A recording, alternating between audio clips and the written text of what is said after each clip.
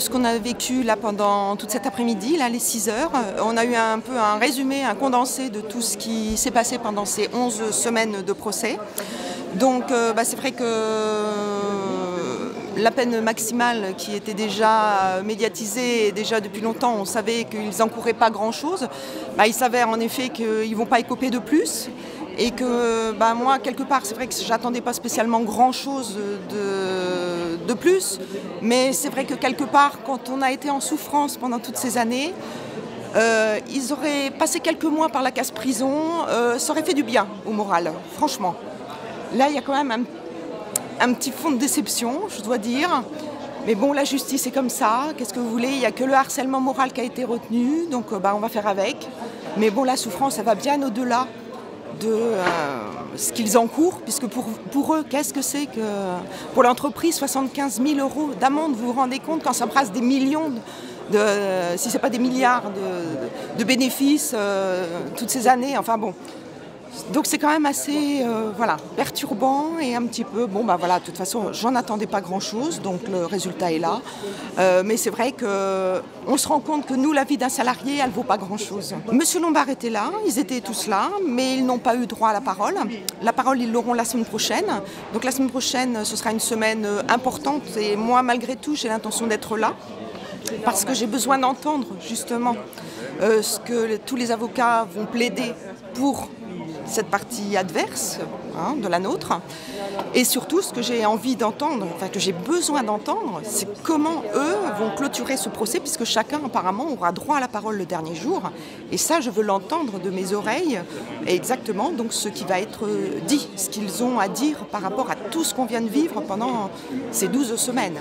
Parce que moi j'ai besoin de l'entendre. Bon, je comprends qu'il y ait d'autres personnes qui ne seront pas là pendant la semaine prochaine, ce que je conçois tout à fait, mais moi j'ai besoin de l'entendre pour espérer à la fin, le 11 juillet au soir, peut-être pouvoir tourner la page. Bon, après il y aura un verdict final qui tombera vraisemblablement au mois de novembre, donc écoutez, on verra ce qu'il adviendra, mais enfin bon, on se doute bien qu'il n'y aura sans doute pas plus que ça. Mais bon, voilà, disons que pour moi, c'est un grand pas en avant que ce procès ait enfin eu lieu, puisque ça faisait 10 ans qu'on l'attendait. Donc c'est quand même quelque chose d'important. Et pour moi, ça a été très important en tout cas de le vivre, d'être présente. Je suis venue à une dizaine d'audiences et pour moi, ça a été important de pouvoir vivre, et puis particulièrement cette journée, la journée d'hier avec Maître Topalov qui a donc défendu de main de maître vraiment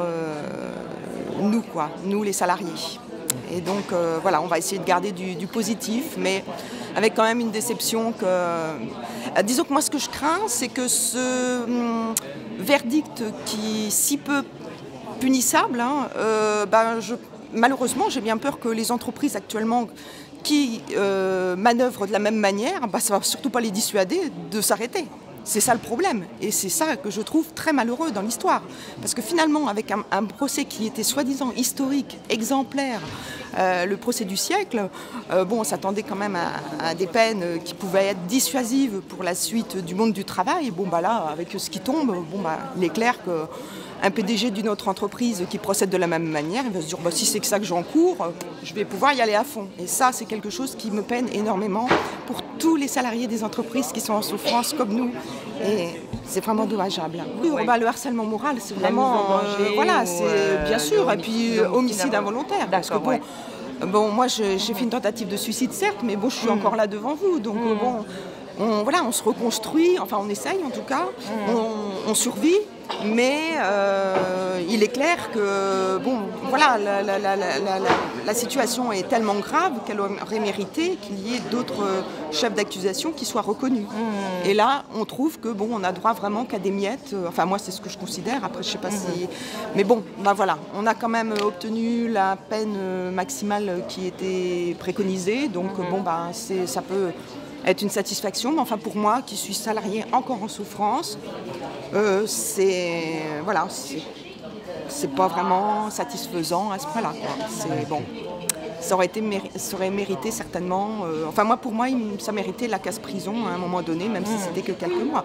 Bon, ça reste mon avis. Après, donc il y aura quand même une petite déception mais c'est comme ça.